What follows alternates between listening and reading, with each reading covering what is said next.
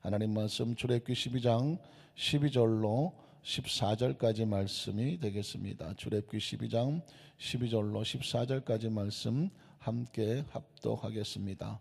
내가 그 밤에 애굽 땅에 두루다니며 사람이나 짐승을 막론하고 애굽 땅에 있는 모든 처음 난 것을 납치고 애굽의 모든 신을 내가 심판하리라. 나는 야훼라. 내가 애굽 땅을 칠 때 그 피가 너희가 사는 집에 있어서 너희를 위하여 표적이 될지나 내가 피를 볼 때 너희를 넘어가리니 재앙에 너희에게 내려 멸하지 아니하리라. 너희는 이날을 기념하여 야훼의 절기를 삼아 영원한 규례로 대대로 지킬지니라. 아멘. 할렐루야. 오늘 좋은 날입니다. 예수님 안에서 좋은 일이 일어납니다. 할렐루야. 기대하십니까?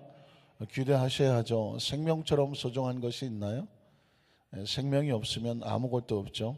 생명이 있어야 모든 것이 있습니다. 그러니 생명을 주신 하나님께서 이 생명을 통해서는 영광 받으시기를 원하시고, 할렐루야, 생명을 가지고 하나님께 영광을 드릴 좋은 일들을 행하여 주실 줄로 믿습니다.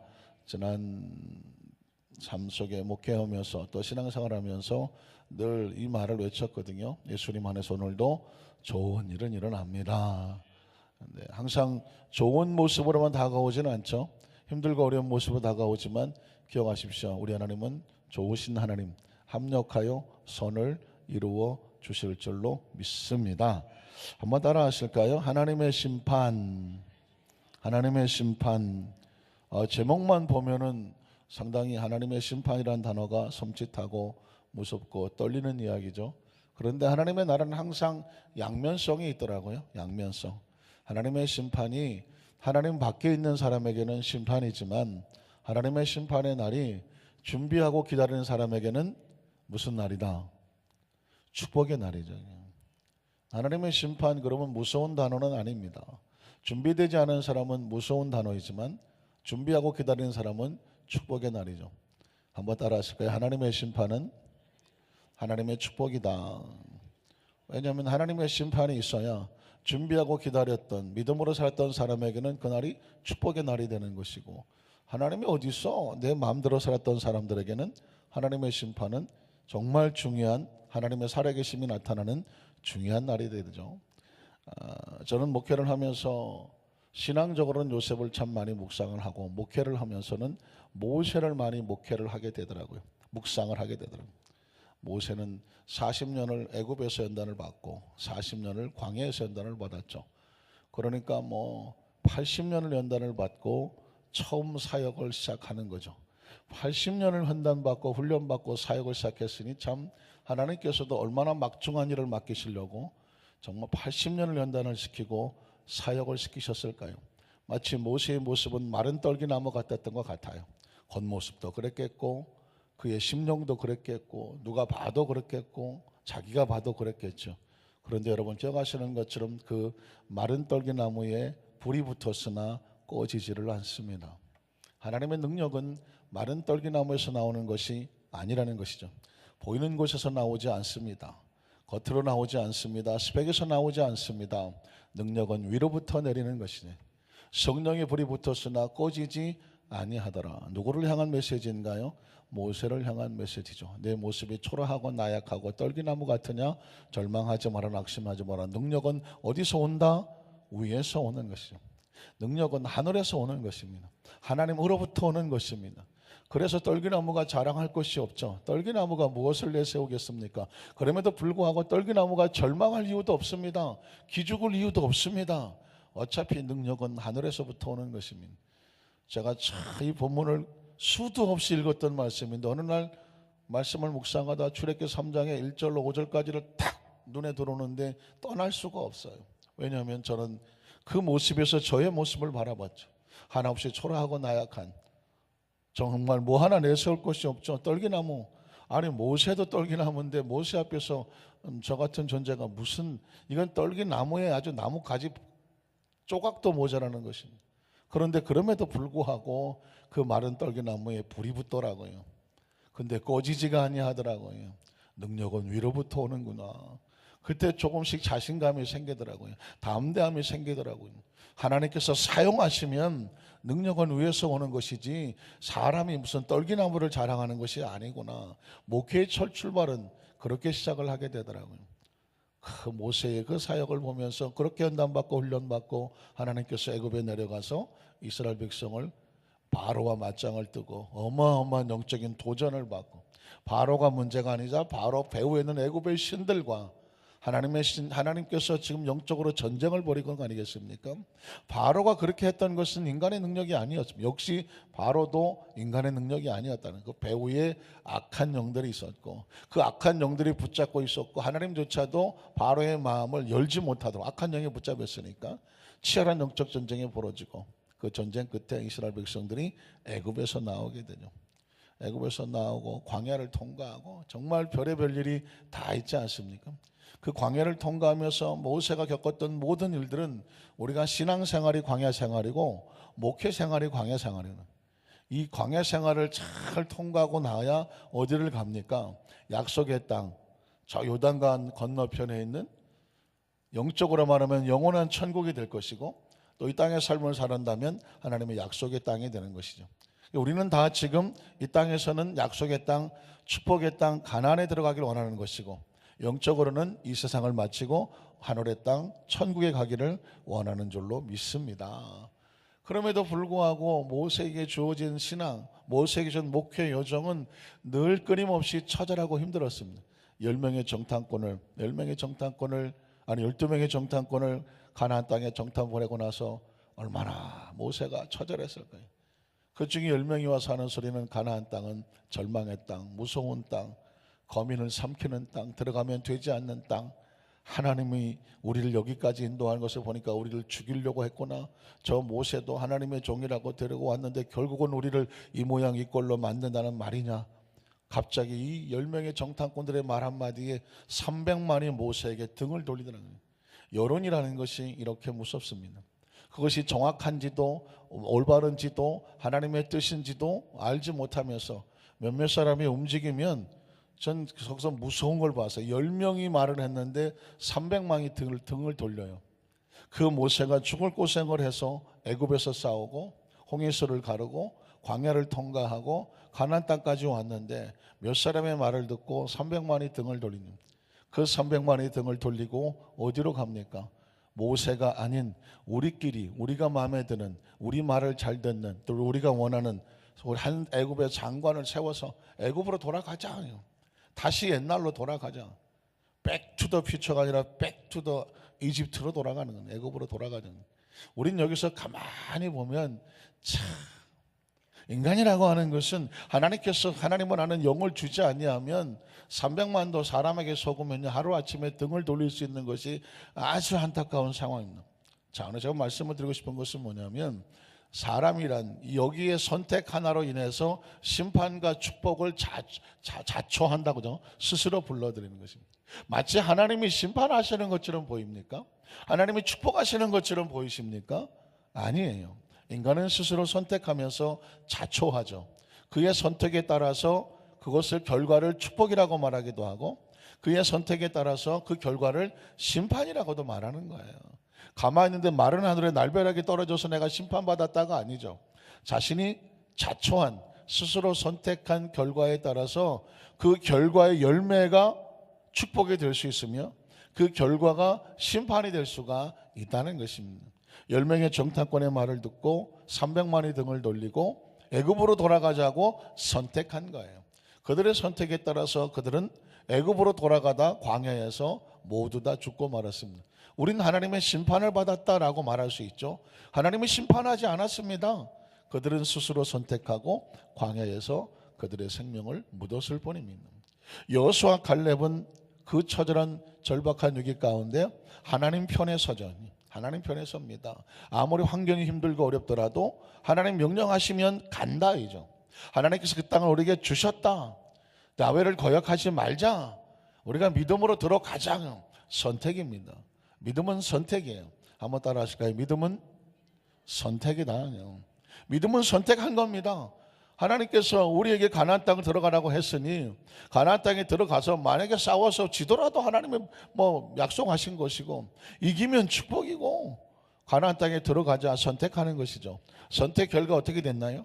여호수아와 갈렙과 광야에 새로 태어난 그 새로운 세대가 가나안 땅에 들어가게 됐습니다. 축복입니까? 아닙니다. 축복 아닙니다.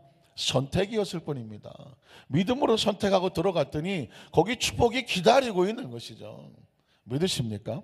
우리는 매일 매순간 선택을 해야 되는데 그 선택의 배후에 하나님이 계시면, 하나님의 영이 계시면 우리를 하나님의 편을 선택하게 하실 것이고, 우리가 잘못하여 거짓 아비 마귀의 이야기를 듣는 하나님을 거스리는 것을 선택하게 되죠. 결과를 가지고 심판이냐 축복이냐, 그 결과는 나중에 평가하는 것입니다. 자, 오늘 그래서 출애굽기 12장 말씀에 유월절에 대해서 계속 말씀을 나누고 있는데, 유월절이 심판입니까 축복입니까? 유월절은 심판이기도 하고 축복이기도 하기도 한다 말씀을 드렸죠. 그 어린 양의 피를 바르기로 선택한 사람들에게는 축복입니다. 결과가 축복이라는 거죠. 결과가. 왜냐하면 죽음의 사자가 그 피를 볼 때에 넘어가리라 라고 말했습니다. 그러나 그 피를 바르라는 얘기가 황당하여 그 전한 사람의 말을 듣지 아니하고 그런다고 설마 뭐 하면서 말씀에 순종하지 않기로 선택한 사람은 그 밤에 죽음의 사자가 그 피가 없으므로 그곳에 처음 난 태생들을 죽게 하는 것이죠. 그러니까 결국은요, 축복과 심판이라고 하는 것은 하늘에서 떨어지지만 사실은 본인이 선택한 결과를 먹는 것을 나중에 해석할 때 심판이다 축복이라고 말하는 것입니다. 출애굽기 12장 12절에 보면 분명히 유월절은 이스라엘 백성들에게 구원의 길이었는데 12절에 보면 애굽 땅에는 이런 일이 벌어지죠. 출애굽기 12장 12절 말씀 볼까요? 선택이죠. 이것도 자막을 준비하기로 했느냐 안 했느냐 선택이네요. 자, 아까 본문에도 있었습니다. 내가 애굽 땅에 있는 모든 처음 난 것을 다 치고 그랬습니다. 그리고 애굽의 모든 신들을 내가 심판하리라. 제가 이 출애굽기 12장 말씀을 드린 이유는 뭐냐면, 분명히 하나님께서는 애굽의 초태생들을 치겠다고 말했는데, 처음 난 것은 다 죽게 된다고 말했는데, 그 다음 말씀이 뭐냐면 그 애굽의 백성들만 심판받는 것이 아니라 그 배후에 있는 신들을 내가 다 심판하리라 라고 말하고 있습니다. 여기서 하나님의 관점은 인간의 세계와 영적인 세계가 동시에 공존하고 있는 것을 발견하죠. 하나님의 심판은 육신의 인간의 세계뿐만 아니라 배후에 있는 악한 영들의 세력도 심판하겠다라고 말씀하고 있습니다. 오늘 저와 여러분에게 이 말씀을 드리면서 에덴 동산으로 여러분을 초청하려고 합니다. 우린 첫 번째로 에덴 동산에서 하나님의 진노와 심판이라고 말했습니다. 혹시 여러분 수협에 참여하신 분은 어제 요한복음 8장에 사람은 자기 아버지를 닮는다. 뭐 아버지뿐만이겠습니까? 자식은 부모를 닮더라. 예수님 말씀하시기를 너희가 만약에 정말 믿음의 조상 아브라함의 자손이라면, 아브라함이 너희 아버지라면 누구처럼 행동하리라? 믿음의 조상 아브라함처럼 행동하리라. 그래서 하나님을 사랑하였으리라. 하나님을 보내신 예수님을 사랑하였으리라. 근데 너희가 족보상을 아브라함의 자손이지만 하나님을 사랑하지도 아니하고 하나님 보내신 예수님도 사랑하지 아니한 것을 보니까 너희 아버지가 따로 있더라. 그 아버지가 누구예요? 너희 아버지는 거짓 아비 마귀요 사탄이라고 말을 했습니다. 그러니까 우리가 어떤 행동을 하게 될 때에 그 행동의 모습을 통해서 저 사람의 부모를 알게 된다는 거죠. 그게 여러분 저 에덴 동산에서 이미 벌어지고 있었습니다. 자, 창세기 3장 6절로 7절을 보면 여자가 그 나무를 본즉 먹음직도 하고 보암직도 하고 지혜롭게 할 만큼 탐스럽기도 한 나무인지라. 그래서 어떻게 합니까? 여자가 그 열매를 따먹고 자기와 함께 있는 남편에게도 주매 그도 먹었다라고 말했습니다. 자, 아담과 하와는 누가 만들었나요? 하나님이 만들었죠. 아담과 하와의 아버지는 누군가요? 하나님이 아버지죠. 그러면 아담과 하와가 하나님을 아버지로 섬겼다면, 하나님의 자녀라고 하면 선악과의 손을 댈 수 있나요? 댈 수 없나요? 아버지를 사랑하고 아버지의 말씀을 따라하면 손을 댈 수가 없죠. 근데 지금 이게 웬일입니까? 하나님의 자녀인 아담과 하와가 하나님께서 금하신, 아버지가 금하신 선악과의 손을 대고 선악과를 따먹었습니다. 이 순간 이 사람은 지금 누구의 말을 들었을까요? 아버지의 말을 듣지 않았습니다. 누구의 말을 들었냐면 다른 아버지의 말을 들었습니다. 그 다른 아버지가 누굴까요? 창세기 3장 1절로 5절에 보면 이렇게 기록합니다. 하나님이 그런데 뱀은 야훼 하나님이 지으신 들짐승 중에 가장 간교하니라. 뱀이 여자에게 물어 이르되 하나님이 참으로 너희에게 너희 아버지가 동산 모든 나무 열매를 먹지 말라고 하시더냐? 여자가 뱀에게 말하되 동산 나무 열매를 우리가 먹을 수 있으나 동산 중앙의 나무 열매는 우리 하나님 아버지 말씀에 너희는 먹지도 말고 만지도 말라 너희가 죽을까 하노라 하셨느니라. 그러자 뱀이 여자에게 말하되 너희 아버지가 틀렸다라고 말하죠. 너희 아버지가 틀렸어. 너희 아버지의 말씀대로 되지 않는다. 내가 너에게 새로운 진리, 새로운 방법, 새로운 길을 알려주는데 그 선악과를 따먹더라도 너희 아버지가 말한 대로 너희 결코 죽지 않는다라고 말하고 있습니다. 그러면서 5절에 보면서 그것을 먹는 날에는 너희 눈이 오히려 밝아진다. 새로운 진리죠. 새로운 길이죠. 새로운 방법이죠. 새로운 이론이죠. 새로운 아버지의 말이죠. 그래서 너희가 지금 너희에게 거짓된 말을 하는 너희 아버지 하나님과 같이 되어 선악을 알 줄 너희 아버지가 알고 그 아버지가 너에게 좋은 것을 주지 않았다라고 거짓된 말을 합니다. 이 말의 이 배우는 누굴까요? 거짓아비죠. 마귀요 사탄이라는 것입니다. 그러니까 우리가 살고 있는 이 세계 속에서는 우리 하나님 아버지의 말씀이 선포되고 하나님 아버지의 말씀을 거스르게 하는 또 다른 거짓 아비가 와서 넌 내 자식이야, 내 말 들어야지 라고 때로는 협박하기도 하고 우리 유혹하기도 하는 치열한 전쟁 속에 살고 있는 것을 보게 됩니다. 자, 이런 상황이 벌어졌을 때 하나님이 먼저 누구를 심판하냐면 뱀부터 심판을 하죠. 배후에 있는 악한 영을 먼저 심판합니다. 그래서 창세기 3장 14절로 15절에 보면 야훼 하나님이 뱀에게 이르시되, 뱀이라고 하는 것은 어떤 이 사탄과 마귀를 상징하는 그런 동물의 모습으로 나오고 있는데 사탄과 마귀를 심판하고 거기에 대한 책망하는 거죠. 내가 이렇게 하였으니, 이렇게가 뭘까요? 아담과 하와를 거짓으로 유혹하고 하나님 말씀을 어기고 하나님을 정면으로 도전하게 하였으니 어떻게 될까요? 내가 모든 가축과들의 모든 짐승보다 더욱 저주를 받음. 왜 저주를 받았을까요? 하나님의 말씀을 정면으로 거스렸기 때문에 자기가 선택한 거죠. 역시 뱀도죠. 저주를 받아 배로 다니고 살아있는 동안에 흙을 먹게 될 것이다. 그리고 내가 너로 여자와 원수가 되고 네 후손도 여자의 후손. 여자의 후손은 바로 예수 그리스도를 말씀하죠.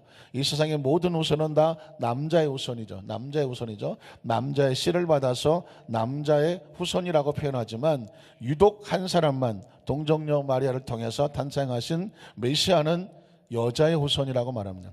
여자의 후손과 원수가 된다. 이 마귀는 하나님의 나라와 원수가 되게 하리니 어떻게 될까요? 그 다음 절에 보면 여자의 후손 메시아가 그리스도가 예수 그리스도가 내 머리를 상하게 할 것이다. 그 십자가에서 사망의 권세를 깨뜨리며 승리하심으로 말미암아 마귀의 권세가 끝이 나게 되고 너는 그의 발꿈치를 상하게 할 것이다. 예수를 십자가에 못 박게 된다고 하는 구속사의 강력한 메시지가 바로 창세기 3장 14절로 15절에 나오는 것이죠. 그러니까 하나님께서 어떤 상황을 설명하실 때에는 사람의 세계만 바라보지 않고요, 배후의 세계, 영적인 세계를 바라보게 됩니다. 그래서 그 세계를 심판하고 나서 그 세계가 먼저 영적으로 정리가 돼야 돼요. 영적인 배후의 세력이 정리가 되어지고 그 다음에 이제 하와가 진노를 받고 그 다음에 아담의 진노를 받는데 16절에 보면 하와에 대한 진노인데 진노라기보단 자기가 선택한 결과예요. 또 여자에게 이르시되 내가 내게 임신한 고통을 크게 더하려 내가 수고하고 자식을 낳을 것이며 너는 남편을 원하고 남편은 너를 다스릴 것이니라 하시는. 이건 하와가 선악과를 따먹은, 선악과를 따먹지 않으면 이런 결과가 없죠. 따먹은 결과로 다가온 자연스러운 결과예요. 하나님의 심판이라고 말하니까 심판이라는 단어가 무서워 보이긴 하지만 제가 말씀드리죠. 결과적으로 해석해서 심판이지 본인이 선악과를 따먹은 결과라고 말씀드렸습니다. 아담은 어떻습니까? 17절로 19절에 보니까 아담에게 이르시되 내가 네 아내의 말을 듣고 내가 내게 먹지 말란 나무 열매를 먹었은즉. 자, 어떤 상황으로 설명하고 있지만 논리로 본다면 하나님의 말씀을 불순종했죠. 거스렸죠. 대적했죠. 자기 아버지 말을 듣지 아니하고 거짓 아버지의 말을 들었죠. 마귀의 편에 섰죠. 마귀의 종이 됐죠. 죄를 범했죠. 그러면 결과가 어떻게 될까요? 그 다음 절에 보면 땅은 너로 말미암아 저주를 받고, 자, 저주는 내가 뭐 어디서 뚝 떨어진 저주가 아니죠. 자기가 선택한 결과를 먹어야 되는 것이 저주죠. 그 결과 너는 내 평생에 수고하여야 그 소산을 먹으리라. 또 땅이 내게 가시던 뿔과 엉겅퀴를 낼 것이라. 내가 먹을 것은 밭의 채소인즉 내가 흙으로 돌아갈 때까지 얼굴에 땀을 흘려야 먹을 것을 먹으리니 내가 그것에 취함을 입었음이라. 너는 흙이니 흙으로 돌아갈 것이니라 하시니라. 여기서 말하는 흙이라고 하는 것은 이 세상을 말하고, 그 다음에 3차원적인 세계죠. 영이 죽었다는 것이죠. 하나님과 관계가 단절됐음을 말하고 있습니다.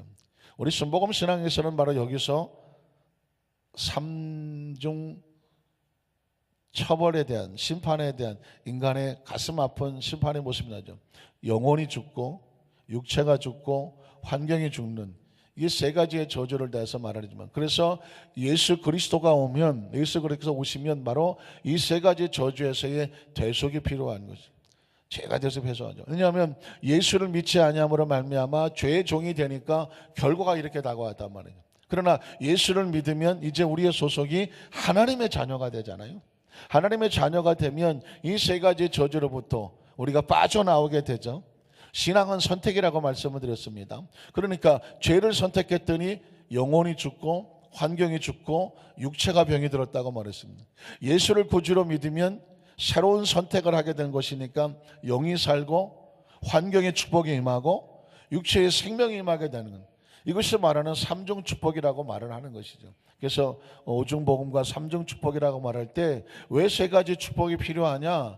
선악과를 따먹었더니 세 가지 저주가 삶 속에 타고 왔더라.